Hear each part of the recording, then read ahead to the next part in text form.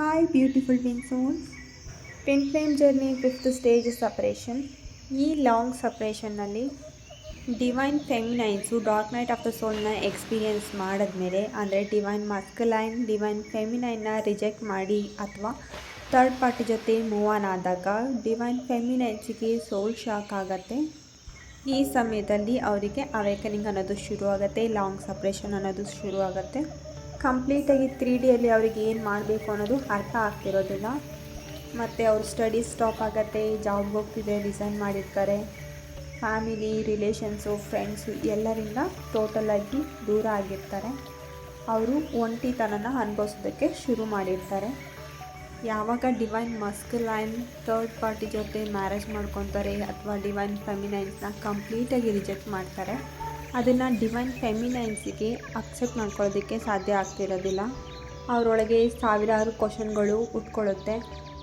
ಯಾವ ಪ್ರಶ್ನೆಗಳಿಗೂ ಅವರಿಗೆ ಉತ್ತರ ಸಿಗ್ತಿರೋದಿಲ್ಲ.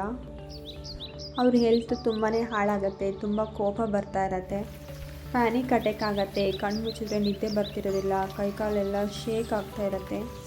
ಅವ್ರನ್ನವರು ಸಂಭಾಳಿಸ್ಕೊಳ್ಳೋದಕ್ಕೆ ಅವ್ರ ಕೈಯಲ್ಲೇ ಆಗ್ತಾ ಇರೋದಿಲ್ಲ. ಕೆಲವೊಬ್ಬರು ಸೂಸೈಡ್ ಅಟೆಂಪ್ಟ್ ಕೂಡ ಮಾಡಬಹುದು. ಅಷ್ಟೊಂದು ಪೇಯ್ನ್ ಇರುತ್ತೆ, ಆದರೆ ಸೂಸೈಡ್ ಕೂಡ ಮಾಡ್ಕೊಳ್ಳೋದಕ್ಕಾಗೋದಿಲ್ಲ.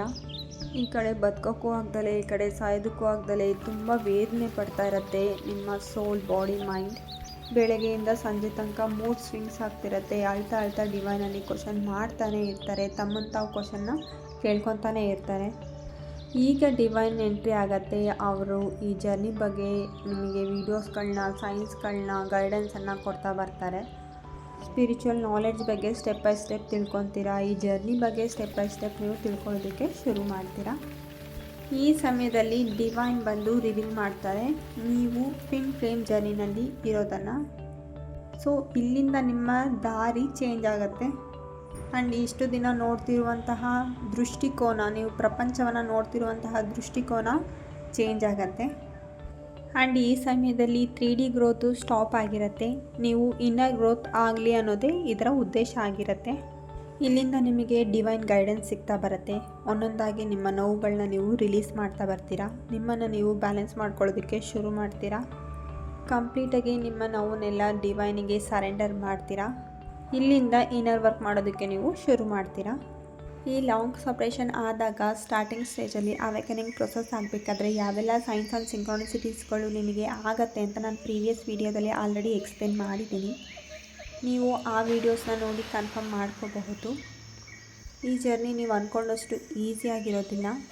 ಅಟ್ ಪ್ರೆಸೆಂಟಲ್ಲಿ ಏನೇ ಆಗ್ತಾಯಿದ್ರು ನಿಮ್ಮ ಲೈಫಲ್ಲಿ ನೀವು ನಿಮ್ಮೊಳಗೆ ಉತ್ತರವನ್ನು ಹುಡ್ಕೋದಕ್ಕೆ ಶುರು ಮಾಡಿ. ಡಿವೈನ್ ಮಸ್ಕಲೈನ್ನ ಕಂಪ್ಲೀಟಾಗಿ ಲೆಟ್ ಗೋ ಮಾಡಿ 100% ಸರೆಂಡರ್ ಮಾಡಿ, ಡಿವೈನ್ನ 100% ನಂಬಿ ಈ ಜರ್ನಿನ ಕಂಟಿನ್ಯೂ ಮಾಡಿ. ನೆಕ್ಸ್ಟ್ ವೀಡಿಯೋದಲ್ಲಿ ಡಿವೈನ್ ಮರ್ಜಿಂಗ್ನ ಡಿಸ್ಕಸ್ ಮಾಡೋಣ. Thank you so much for watching this video with lots of love.